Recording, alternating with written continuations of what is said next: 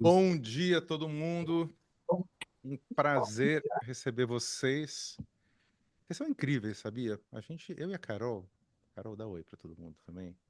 Carol, que é a nossa head de educação Bom aqui. dia, bem-vindas, bem-vindos. E a gente faz esses webinars, a gente acha que tá todo mundo cansado de webinar já na vida, sabe? E aí vocês aparecem, é maravilhoso. Acho um tema muito, muito, muito importante. É maravilhoso ter o Donald aqui de novo. O Brasil foi o 6º país com mais resposta nessa pesquisa. Obrigado, Lilia. E você tá vendo que eu tô fazendo um merchan do livro aqui, gente? Agora que eu vi que ele fica grandão na tela. Daqui a pouco tem novo, gente. Em junho sai um novo. E hoje a gente vai falar sobre, no fundo, o assunto, o principal assunto dessa pesquisa foi AI, mas a gente tem um olhar muito amplo. O Donald é o cara que eu conheço, que eu mais admiro nesse mercado, que tem uma visão super contemporânea, provocativa, e ele tá viajando o mundo, ele conhece todo mundo. Então é um prazer a gente tê-lo aqui. Eu vou mudar para inglês agora e embaixo tem interpretação. Vocês podem clicar e escolher o idioma que vocês querem. O original é aqui, vai ser inglês ou português, de acordo com o que eu estiver falando. Em inglês aparece português, na verdade, a gente tem que clicar para vocês verem a tradução. E eu vou falar com ele em inglês. So, Donald, bom dia over here. Nice to have you here. This is the 5th year that we are doing this research together, I guess.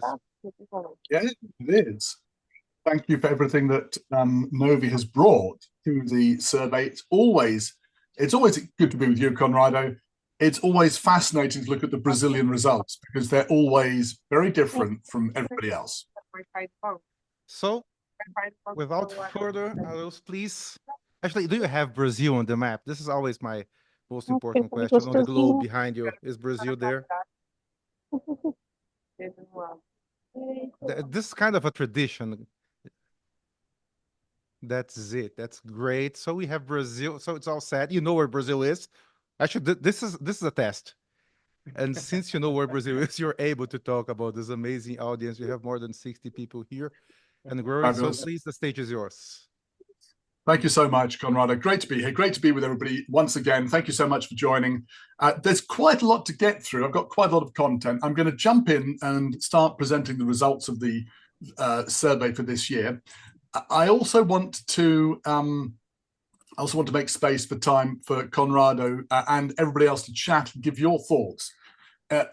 Conrado will be speaking to me. Everybody else, if you could, sorry, I've got to confirm my language is English. There we go. And thank you everybody for listening in English or through interpretation. I really appreciate that. One day maybe I'll speak some Portuguese, Brazilian Portuguese, but not now. So I want to start with the presentation. I'm going to keep my eyes on the chat during the webinar. Please do bring your thoughts, your comments as we go. And if you want to comment in Portuguese, that's fine. I'm sure somebody on the team will translate it. So let me jump in and share my screen. I'm going to take you through the results of the survey. Tá no DHO. Okay. Hopefully you can see that. Going to... Perfect. Okay, great. So here we are. The title of the slide is the title of the report, which is AI is here. What's next? There's a sort of theme that goes through this, which is that AI is surrounded by hype, but it's also real. And I think one thing I'm seeing this year, if I can do a summary for the whole report, is that learning and development professionals are now more realistic about AI, which is good. I think there is still a lot that we can do with it and a lot we can learn. I'd also say that there's something fascinating that's changed this year, which is there's been a response to the shock of AI from last year. And we're going to see what that AI shock looks like in numbers and in terms of how people respond to the challenge of AI. So let's get started. Firstly, big thank you. Novi is our partner for Brazil and on South America. Thank you so much for that. Also, thank you to our sponsors and to our media partners for making it possible to make this research and get people in from all over the world. Want to look at 5 things. We're going to start with the results, and that will take, these first 2 things will take about half the presentation. Then I want to focus on Brazil, which is always different, and we have some really interesting things to look at this year. I need your help. I'm not in Brazil. You understand what's happening. Please explain to me some of the crazy things that are happening in the survey for Brazil. Then I want to quickly look at the challenges, and there's 1 slide.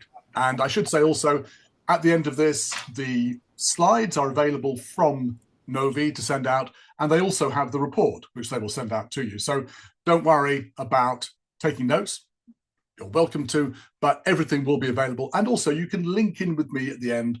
I'll give you my LinkedIn QR code and URL. Let's start with the results. There are 5 questions, and there's only 1 obligatory question, which is what will be hot next year. People have a list of 16 options. They can choose 1, 2, or 3 of those options, but actually 95% of people choose 3 options. Okay. And we've been doing the survey now for 12 years. We've got quite a lot of data. As Conrado was saying, we've got 5 years of data now for Brazil. It's very interesting to look at those trends, and we'll do that later. Every year we have between 3,000 and 3,500 people from something like 100 countries. Of the other questions that we ask, 1 question is, where do you work? And the key thing here is that half the people responding work in learning and development in the workplace, and the rest are spread amongst other things. Every year it's about the same, it's about 48%. And the other question, which is important, is what's your biggest challenge in the year ahead? Now, this year we had 85% of people responding to that. That's a lot. It's not as many as last year, but this year we had more words being written. So last year, people gave very short answers. This year, people were thinking a lot more about it. And for me, that shows that learning and development right now is being more conscious, more intentional, more thoughtful about what's happening. We'll share more about that when we get to section 4. A quick caveat, you're familiar with the Everett Rogers diffusion of innovation curve. The people who respond to this are down at the left-hand edge of this. They're the innovators, they're the early adopters. These are the people who are excited about new things in learning and development. And what happens is those people then get excited about something, they spread their ideas. Sometimes, not always, those ideas get picked up and they move across. I'm interested in these people because it is the ideas of the innovators and the early adopters which get spread out. Not all of them get spread out, but every idea that gets adopted by the majority was once thought of as exciting by the early adopters.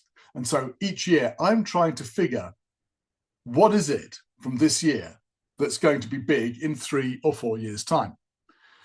Conrado, we can discuss whether AI is one of those in a bit, if you like. But let me get past this first bit so we can establish what the survey is about.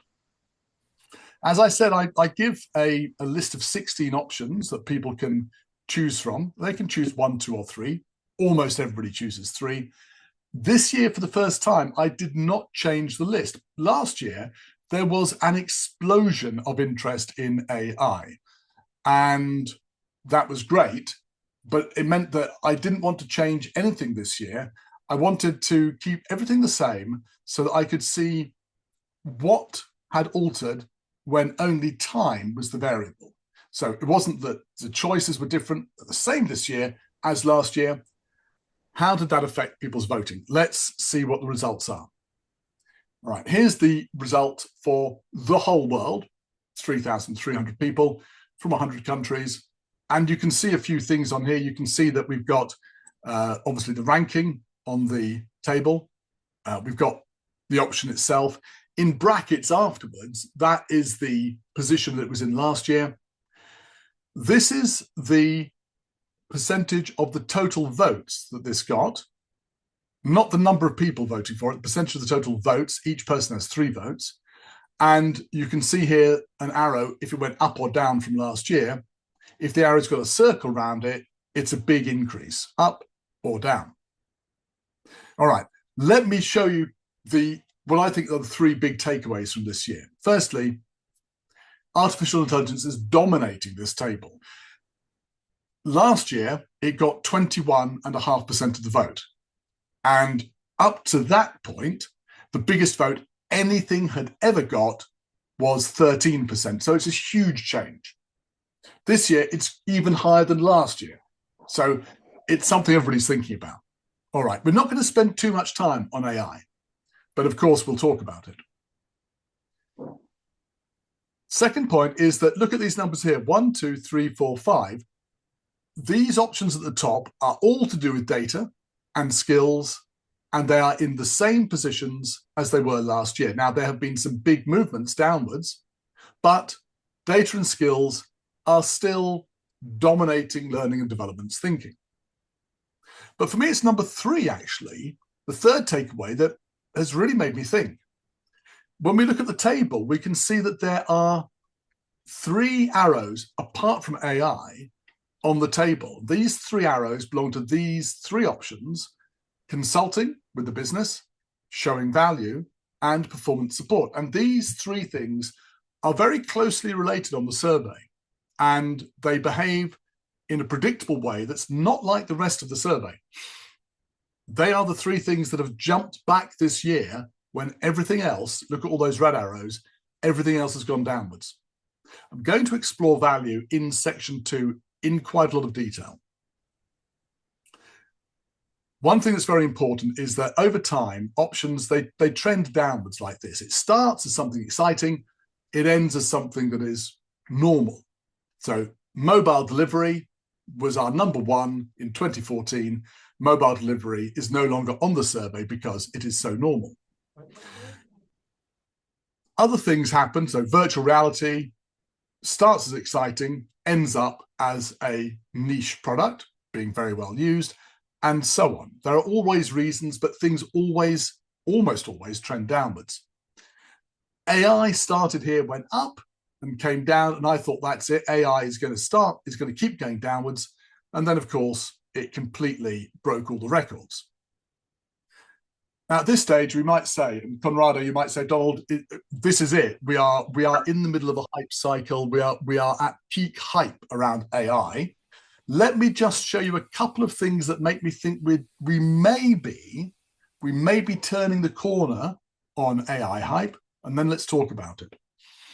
I want to look at AI in 4 different geographies: Brazil and Ireland, the USA, and the rest of the world over the last 5 years. I call Brazil and Ireland AI skeptics because at the beginning, they were not interested in AI. There was this big gap that was quite unusual. USA, as usual with technology, led people's opinions and the world followed. Last year, everybody was talking about AI and it just did not stop. It just shot up like that. And USA was leading, as we expect it to. The world was following, and even the skeptical countries were brought along as well. And then what happened this year? Well, as we've seen, AI continued to increase. Everybody's vote went up. Everybody but not the USA. And it's this drop of about 3 percentage points for the USA that I think is significant. We've seen this happen in the past with mobile delivery. One year, the USA voted much more for it. Everybody else was behind. The next year, the USA voted less for it. The rest of the world voted more. And the third year, everybody voted less for it. So it is quite possible that this is a turning point in perception, only perception of AI. Conrado, you said at the beginning you wanted to talk about how is AI being used? Is it just hype? Is it real? Do you have any comments or thoughts about this? What I would love to hear from you, based on your experience, how L&D people are actually using AI. I mean, so if they are worried about the AI as an impact in the business, or if they are already using it on their day-to-day practice. The answer to that is in these three reports, actually, which Eglevin Alskaita and I authored in the past 12 months. And they went from the anniversary of ChatGPT to learning technologies to the second anniversary of ChatGPT. And what we're trying to look at is exactly the answer to your question. Are people actually using AI in L&D? And if they are using it, how are they using it? In these two reports, there's 13 case studies in total looking at how people are using it. It's pretty interesting. And to answer your question, there's a mixture. We've got people using it in very sophisticated ways for simulations, for recruiting, for staffing, for understanding the skills of people. Those are the case studies. But when we ask people how they're using it and how they expect to use it, then the answer is a bit different. So the case studies, like I say, there are 13 of them in total. But the survey in this last report here, Intention and Reality, that is for about 420 people. And we asked these people, what do you expect the benefits of AI will be for L&D? Now, we're not saying here, how are you using it? We're going to do that in the next survey, which will come out again in October of this year. We're saying, what do you expect the benefits to be? And we ask them, what do you expect to do? And people say, I want to create content faster. This is a strange answer to me, because I think you could do so much with AI. You could be like you're in a kid in a sweet shop. What do you expect to be able to do? I want to be able to do this. I want to do that. I want to do that. You want to choose all these things you can do, like skills practice, like testing, like identifying skills. But unfortunately, all of these things don't rate very highly. When we ask people, what do you expect to do with it? People are saying, I'm going to create content faster. And that worries me slightly, Conrado, because I think if we're using AI to create content faster, all we're doing is making more stuff. And it's not just us doing it. There are lots of people out there who are not learning and development professionals that are creating content. And it means there's an awful lot more content out there, and some of it isn't very good. I think there's a real risk in using AI just to create content faster. But can I ask you for your opinion? I mean, like I say, I've seen people using it in very sophisticated ways, but also just for content creation. What's your view about what's happening generally and in Brazil at the moment, Conrado?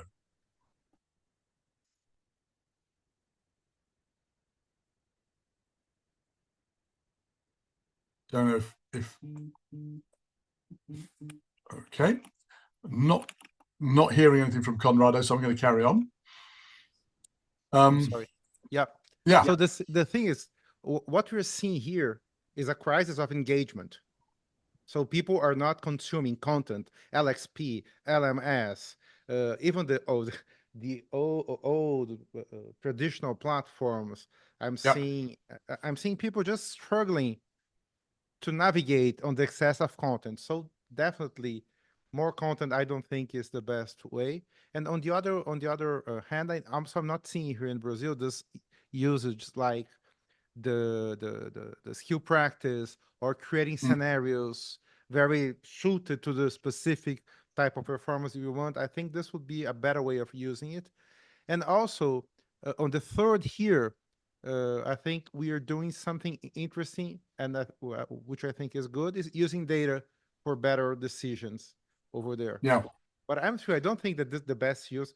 Actually, one thing that regarding content I would use would be to eliminate part of the content that's not being assessed, or reduce the amount of content, something like that. Yeah, that sort of personalization, which actually is here, and adaptive learning. And when we say adaptive learning, it's exactly what you're saying. We adapt it as we deliver it so that people have to do less, and we take out stuff they might already know. We are seeing that definitely happening in places. And I think that's a really good use of AI. It's the opposite almost of this one, isn't it? What we're saying here is, let's just make more stuff. Here we're saying, let's, as you say, make less stuff or use less stuff, but let's make sure when we do coisas. use it, Mas quando usarmos, temos a certeza de que estamos ajudando as pessoas a aprenderem para o melhor. Deixe-me perguntar alguma coisa, Donald. Estamos enfrentando algo aqui no Brasil que as pessoas não têm acesso a plataformas de IA. Eles apenas têm copilotos, a maioria, que não é comparing to the other ones like ChatGPT or Claude or Gemini. How do you think the HR people all over the world facing this problem about not having access to the mass platform? I see people using on their personal phone and pay by themselves the usage of AI because the IT department is not allowing them to use the more advanced platforms. Do you see this problem in other places of the world? Yes, there are two forms of restriction. One is that not everything that's available in the US is available in Europe, for example. And people get around that by using VPNs. But generally, worldwide, most stuff is available, but the IT department stops you getting to it. You can understand why IT departments might want to do that, but they have to accept it is going to happen anyway. And I compare the use of AI, generative AI tools, as being a bit like the use of the personal computer. If it's useful, people will just do it anyway. And so like you're saying, they're using it on their mobile phones, just like in the 1980s, people brought personal computers into work themselves because they could make things happen faster. So what will happen is IT has to have a more sophisticated, and this is true in Brazil and it's true elsewhere, IT department has to have a more sophisticated approach to controlling generative AI tools than simply blocking them, because it's going to happen anyway. And the worst thing that can happen is that an individual uses their own personal free ChatGPT account to deal with some company data, and they don't have the right controls on it because it's a personal free one. GPT can then capture that information that it's uploading and provide it for other people to explore. It's a real security risk. It's much better for IT to accept that that people are going to use it and to put in place controls over it than to have a blanket ban. Thanks for the points here about Paolo and Lilia as well, saying what's happening. AI-powered digital learning assistant within the LMS sounds great, Lilia, and also Paolo, motivated by the lack of AI skills to use it to explore other options. That certainly was the case, Paolo. I mean, a lot of people were using AI. They tried it once. They didn't enjoy it. Didn't do what they wanted. And they didn't try it again. Other people have been put off using it, and that means if you've got a generally low base of skills and of understanding about AI, there's a real risk that people won't go on to develop themselves more.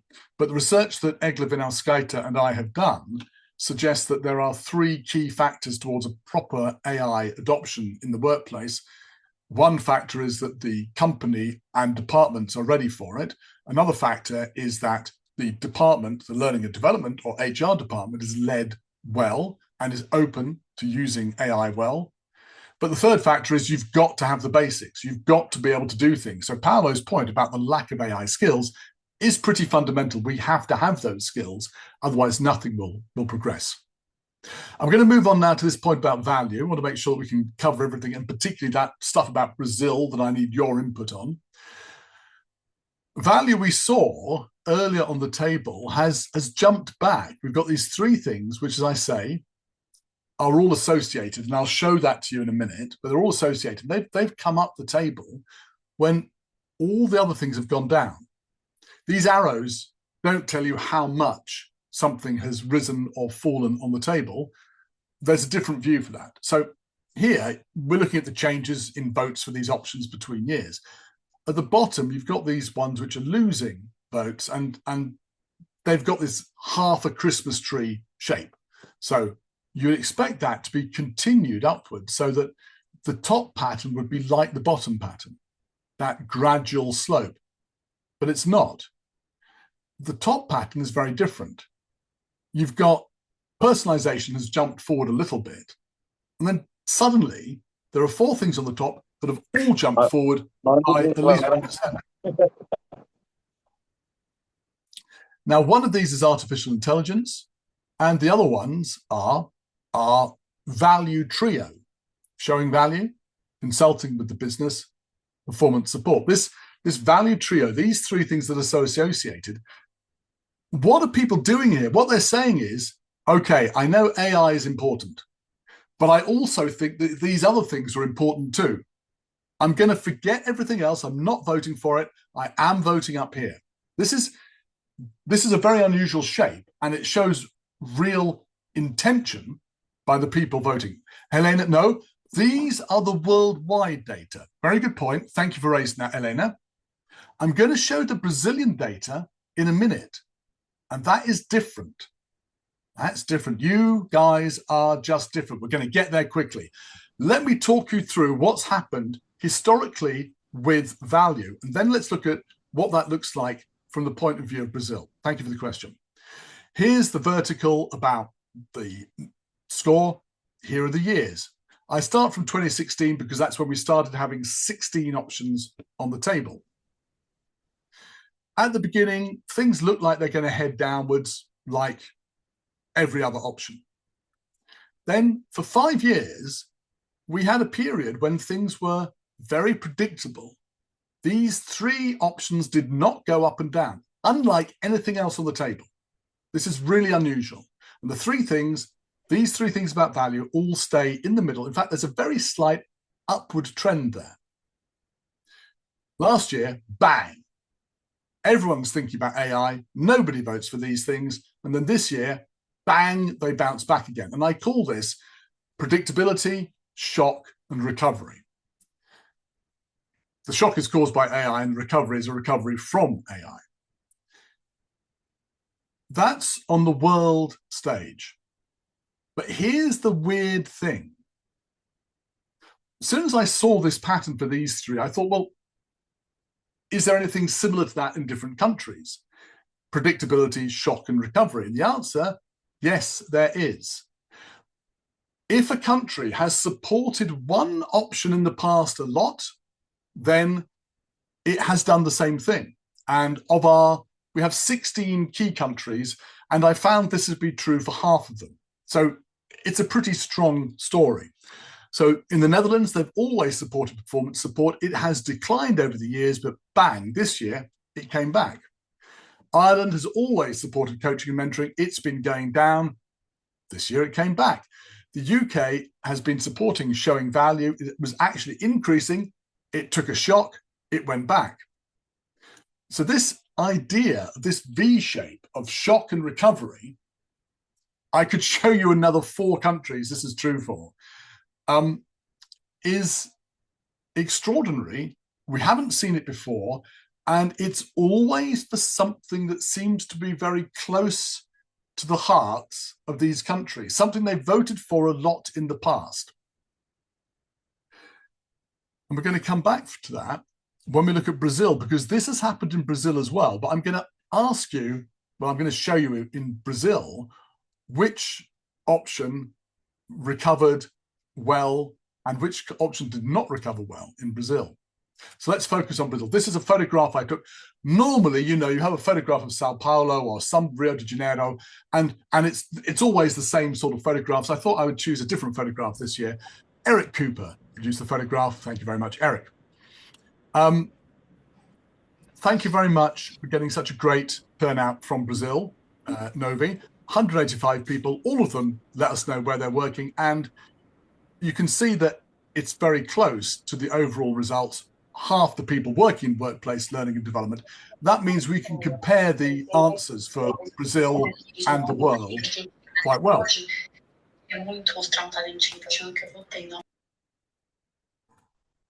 Okay, here are the results for Brazil against the rest of the world, and I want to just have a look at what Brazil votes more for than the rest of the world. 2 things are really noticeable. Learning analytics is much higher. You may remember that learning analytics actually came down the table for the rest of the world, but for Brazil, it's the second choice. And collaborative and social learning. That's always been high in Brazil, and it's 7.4% here versus 5.2%. Actually, Brazil's vote for learning analytics was the biggest vote across all the key countries. You might look at this and say, yeah, Don, collaborative and social learning. Okay, well, that's nice. We always vote a lot for that. We're voting a lot for it again this year. It's a bit different this year. Here's the votes for collaborative and social learning from Brazil and the rest of the world. And look, you can see that Brazil has always been a super high supporter of collaborative and social learning, putting it at the first or the second position. But not this year. Even last year with the AI shock, it was at number 2, but this year it dropped down to number 6, much closer now to the rest of the world. That was a real surprise to me. I'm going to come back and look at this at the end of our section on Brazil, because I want to consider, is Brazil getting closer to the USA in some of its voting patterns? Maybe it is. Let's look at that in a minute. What about the other option that we saw on the table, which was learning analytics? If you remember, that was at number, well, you can see it's been voted fairly highly in the past, 4th position, 2nd, 3rd, 6th. This year, it jumped up to 2nd position on the table. Completely the opposite pattern to social and collaborative learning. I'm going to come back and have a look at that now, because what that is showing me is an absolute classic pattern of predictability. The Brazilians like learning analytics, a drop with the AI shock, and then the AI recovery.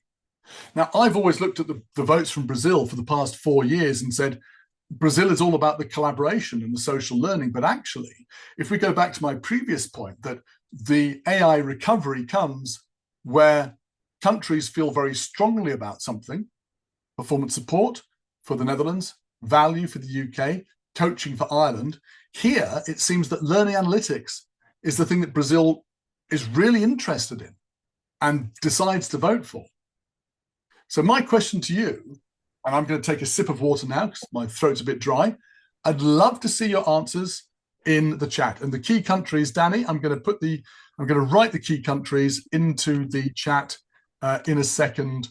Yeah, I'll just get them. I'll get them up and I'll put them into the chat in a second. But I'm looking forward to getting answers to this question, if you can put them up for me. Why is there this support for learning analytics? Please let me know. Cup of tea, like a good Englishman. So I'm just going to make my throat feel a bit better. You know, Donald, I think that I love when you say that people are talking back about proving the value of L&D initiatives. I think of part of what we're doing with learning analytics is about making the correct decisions. But another important part, it's about proving that we are needed and proving that we are impact. In Brazil, from the past 20 years, we're talking about Kirkpatrick and Jack Phillips, and it's still around. And I think that we are starting to understand that we can do a better work analyzing the impact, not the ROI, and using data for that. We have some people here, like Carol Veronica. I know her. She's from Bradesco, a very important bank here. Hi, Carol. Because more companies want to make decisions based on data. Carol Prado. Hi, Carol. Bring data is fundamental for justifying the initiatives based on return. It's part of our culture, always proving the value of training. Then you have another in English you can read. I think this is really interesting. In my experience, it goes back to the value point. And I don't know, because I'm not Brazilian, but you guys are. But looking at it from the outside, this makes a lot of sense to me. The idea that the analytics piece is about value. And in fact, the response on LinkedIn from everybody else was, why is value going up and analytics going down in the rest of the world? It's not in Brazil. In Brazil, you've got it right. You've got analytics going up. So as Felipe says, it's about better decisions. Elena says the same thing, Paolo, because it goes very close with AI. And I think there is something in that as well, this idea that analytics and AI should be, and probably are, tied together. And it may be, this is the wrong question I put on the slide, maybe the right question is, why is the rest of the world not more like Brazil? Because it makes most sense, if you want to show value, that you look into learning analytics. Yeah. I see, Donald, and again, I like you to compare with other HR people around the world. I see here, and even you can see based on the sentences here, that we are on a venture to prove ourselves yet. Yeah. So again, part is about making the better decisions. I think that the use of AI for qualitative research is amazing, and we're doing this more and more. But we're still not very well recognized by the value that we are bringing to the business. This is still the same in other parts of the world. I mean, and it's contradictory, meaning that we need upskilling and reskilling, but we don't trust a lot in L&D initiatives. And how do you see that? I think there may be a nuance here, which is just that learning and development elsewhere in the world, and particularly actually in the English-speaking world, is associated with this idea of value. We use that word around it. But in Brazil, the word associated with it is much more analytics. I don't know. We'll come back to the Brazilian approach to value in a second, because that is also interesting, and it's different. So it may be a linguistic thing apart from anything else. But I think everyone I'm looking to in the world at the moment is concerned about this issue of trying to show value. And partly it's because of external factors around budgets. Partly it's because of AI. And partly people are saying to themselves, look, if AI can do all of these things, I need to show that I am valuable in the organization, because if the organization thinks it's just about producing content, they also know that AI can do that. And I need to show my value. So there we go. Thank you. I'm sorry I can only read half of these, but thank you very much for that. I'm going to try to copy this and somehow get it into my, so I can read some of these in translation from Portuguese at some point in the future. But let's press on. And then I'm interested always in getting more comments and thoughts from you in English and also in Portuguese. So on the one hand, we have the learning analytics piece. And on the other hand, I've been talking so much about showing value and performance support. And here we have Brazil scoring that much less highly than the rest of the world. Maybe it is, as I say, a linguistic thing that in Portuguese speakers or the Brazilians are more interested in the analytics side of it than the showing value side of it. And really, it's two ways of doing the same thing.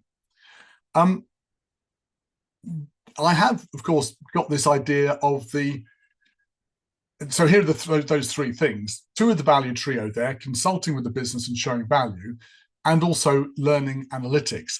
I just want to have a look at the value trio over time.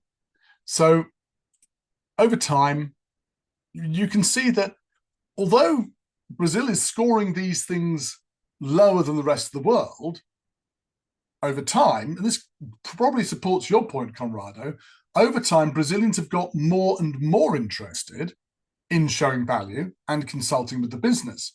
So this supports the idea that maybe in Brazil, there's a strong sense of needing to show value. I like Griedson's point, the interest in analytics I see as a cry for help. So things are based on real education, real business needs. Ana, você é temporário, né? O negócio das conversas, eu não vou achar mais.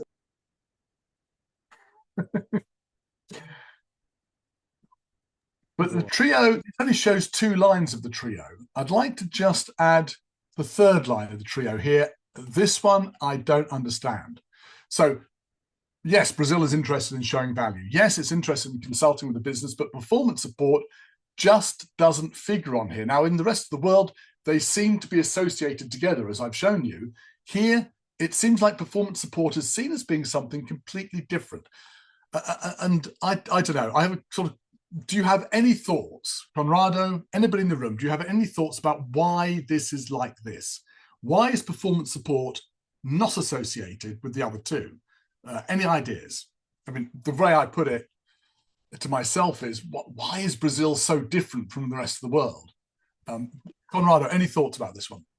I would say, and I love to listen from the audience also, but I would say that performance support, we have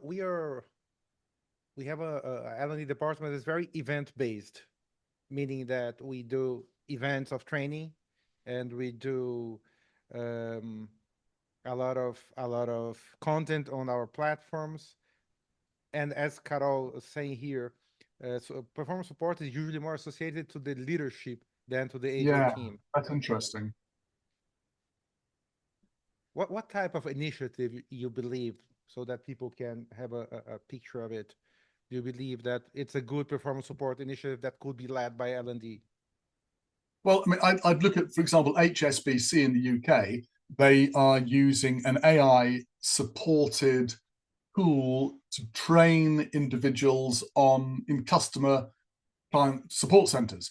So you've got all these people on the desk, they've got these headsets on, and they have the information about the client there. They also have an AI prompt that is listening to the conversation.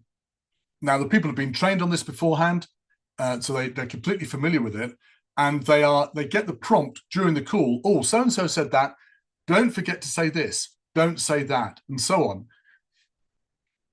The results of using this training tool, which is a performance support tool and a training tool and other things, but it's a performance support tool, is that the customer satisfaction scores have gone up. Whether the person is working in the UK or overseas, the scores for customer satisfaction have gone up. It's also true that the job satisfaction of the people doing the job has gone up, because they feel they've got much more support. They don't feel like they're flying blind. So everybody is winning there. It's not a traditional event-based approach to learning, which is what was said earlier, that people are seeing learning as being an event. It's not. This is very different. And I think that for one thing that we could take from this for L&D is that we need to rethink what our job is. Are we responsible for providing the training courses that executives want? Or are we responsible for helping people do their jobs better, which I think we probably are. I think Elena's point about the responsibility is a very interesting one. I don't know where it sits, but if it is seen as being the leader's responsibility, then I think the L&D should be at least working with the leader to help them realize it. So that's very interesting. Thank you. Donald, you just mentioned something I think it's key for the Brazilian audience. Yeah. Which is what our job is. It's not about providing training, it's about increasing performance. I would say that most of the companies that I work with would say that I'm not sure if this is our role to develop this type of platform, because this is could be the marketing team, or this is outside of HR. And I think it's a very interesting example. I think it's very important for you to point this out, because I think there's a lot of space for that. It's a different approach, it's a different view, a more creative view, and with much more value for the business, right? I think it goes even beyond that. There's more value for the business, definitely. There's more creative, there's more for L&D to do here. There's also a real existential risk to L&D at the moment, because so much content can be created now using AI tools that if L&D associates itself just with content and delivering courses, there's a real risk that it gets cut, because that can either be outsourced or AI can do it altogether. And that's a real issue. So I think for me, there's a great opportunity. Let's step forward, let's take it. Let's make ourselves about performance. There's also a risk of becoming irrelevant and redundant if we just stay producing courses. I think the choice is very clear for me at the moment. Very dramatic. Conrado, the truth is, we come to this every year. The reality is, I need to come to Brazil on a fact-finding mission. I need to fly across the Atlantic to that fabulous country. And I just need somebody to pay for it, Conrado. We're gonna make it happen. We are going. We have a lot of good. money in the room right now, but let's make it in the second semester. We are gonna do it. It's a promise. Let's do it. Okay. Let's have a look at Brazil versus the USA, because every year in the past, I've been looking at Brazil and the USA, and I can make a clear contrast. In the USA, it's all about the individual. In Brazil, it's all about the communal. So in the USA, they always put personalization above collaboration. Personalization, then collaboration. And in Brazil, for the past 4 years, it was collaboration and then personalization, but not this year. It is still true that Brazil rates collaboration higher than the US and personalization lower, but for the first time, those two things have crossed over. It looks like, so that's personalization. Personalization hasn't gone up a lot in Brazil, but what's happened is that the vote on collaboration has really fallen away. So the question for me is, I'm just going to go back to that slide. I don't know, is Brazil becoming more like the USA? Or is this just a 1-year thing and next year it will change back to collaboration being higher? I don't know. I would love your views on that, because for me, this is, and Conrado, we've had these conversations for many years now. For me, this is an integral part of what makes Brazil different. And I was really surprised to see that this year. So any thoughts on that? Very welcome. And I always want each country in the world to retain its own unique character. Who knows, perhaps this is an indication of something that's changing in Brazil. Let me push on to look at the challenges. Oh, sorry, our summary is, sorry, that still says 2024 at the top. Believe me, these are for this year. There's strong interest in analytics, as we've seen. Is there a different view of value in Brazil? I don't think so. I think Brazil is showing that it's very concerned about value. It's just got a different way of expressing it. But we have this almost American view or US view of collaboration and personalization. Let's look at some of the key challenges now that people are bringing up when they talk about when they answer this question. The question, as you know, was, what's your biggest L&D challenge in 2025? More words than ever before. In fact, 29,000 words is difficult to know what it is. It's about the same as Animal Farm by George Orwell or Alice in Wonderland, if you're, depending whether you're a pessimist or an optimist. So I'm looking at this number of words, a whole book of words to describe people's challenges. And what was really interesting this year is that although we had 85% of people responding, which is less than last year, which was 95%, there were more words this year. So people were thinking about things more this year. They were really giving more nuanced answers. There was more thinking behind it. Or they are using ChatGPT to write their answers. I haven't, nobody has suggested that, Conrado, so far, but you may be right. It's a text box. It's a text box. And last year,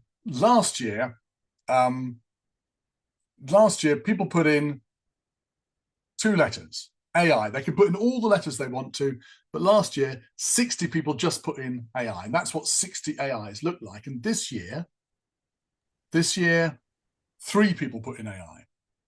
They were still talking about AI. They were saying, oh, our challenge is AI. We need to implement it. We need to overcome resistance, blah, blah, blah. But there was much more writing around it. Now, maybe Conrado's right. Maybe they were using ChatGPT. But having looked at them, I think I know what what the concerns were, and they've shifted a bit from previous years. So I just want to show you what happens. I'm really interested. Thank you for Carolina. Caro has put in, what is your major desafio in learning and development? I love that. I love that.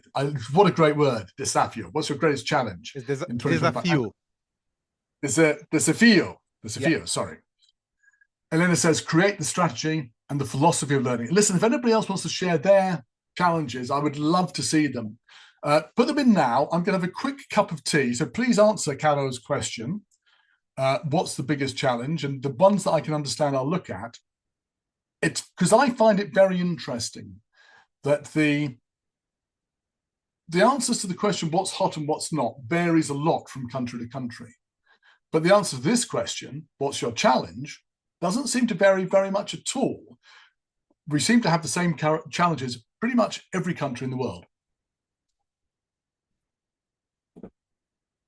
Actually, I see we're a bit tight on time, so I'm gonna go through the next 3 or 4 slides and wrap up, and then you and I can have a conversation, Conrado. But please do put your thoughts in the chat.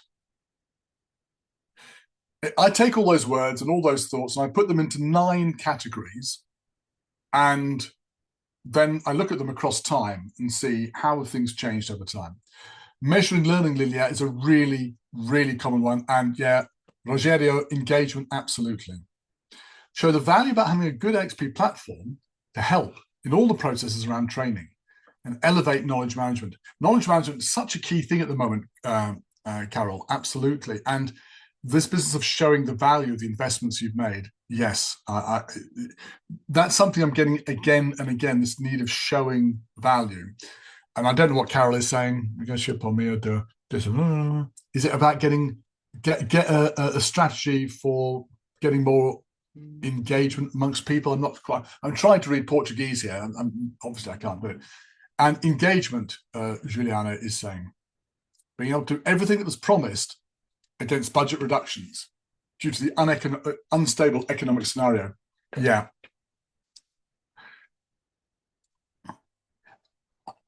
I'm not saying anything because I'm reading these as they come through, and they are really well thought through, thank you. And they are very similar to lots of points about challenges that I'm getting from other people in the world. Caro, I don't know if it's possible to save the chat at some point and to send it to me at some point in the future. I would love to spend more time.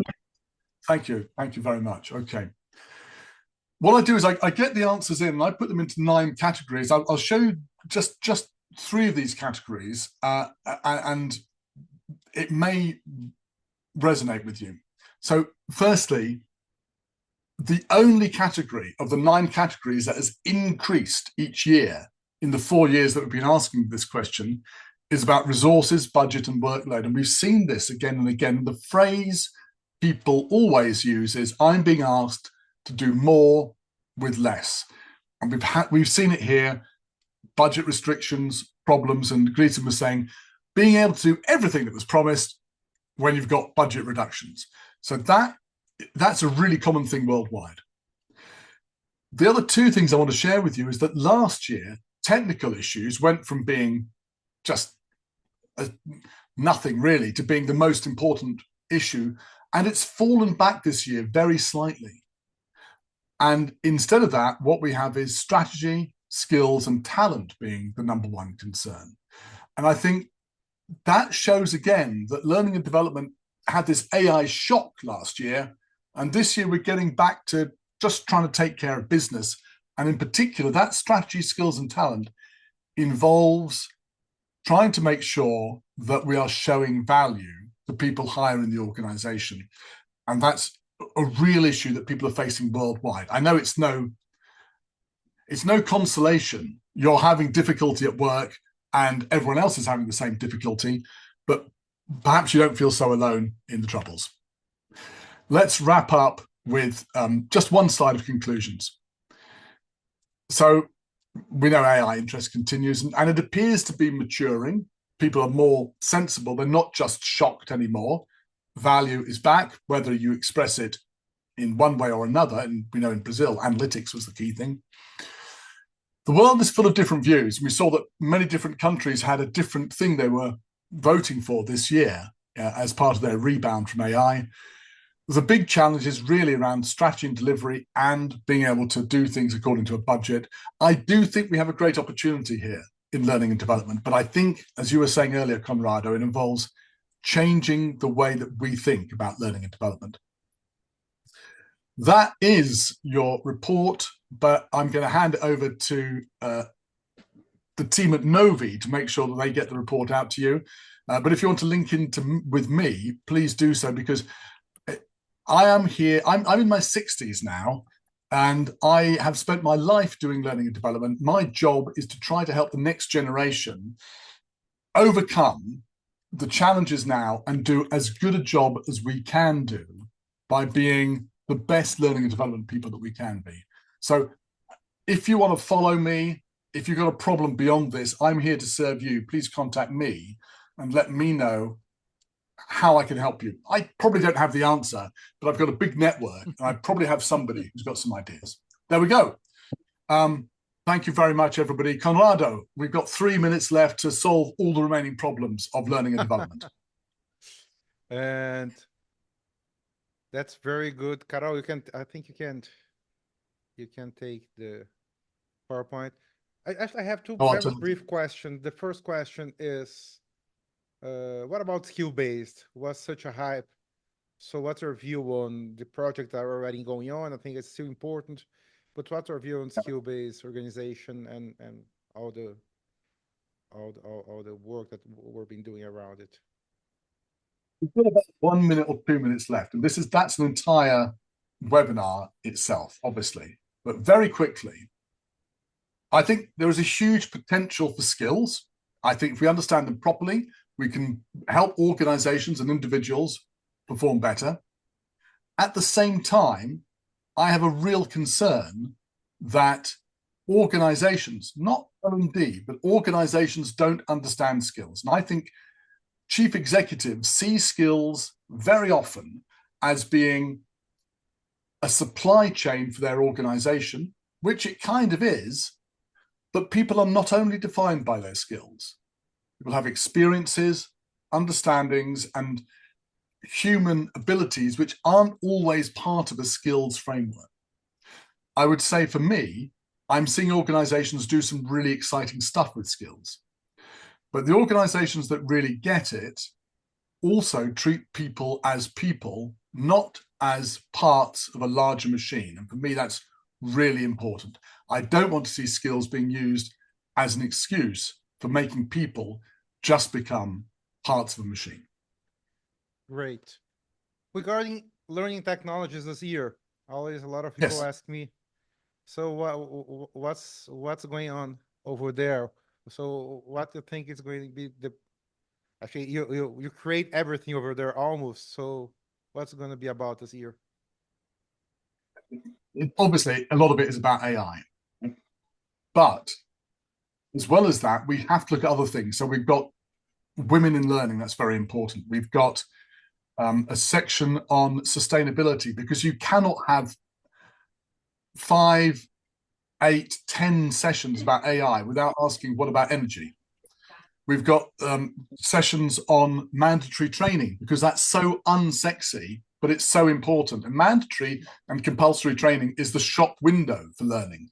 And we want people to do a great job showing what the department can do to the organization.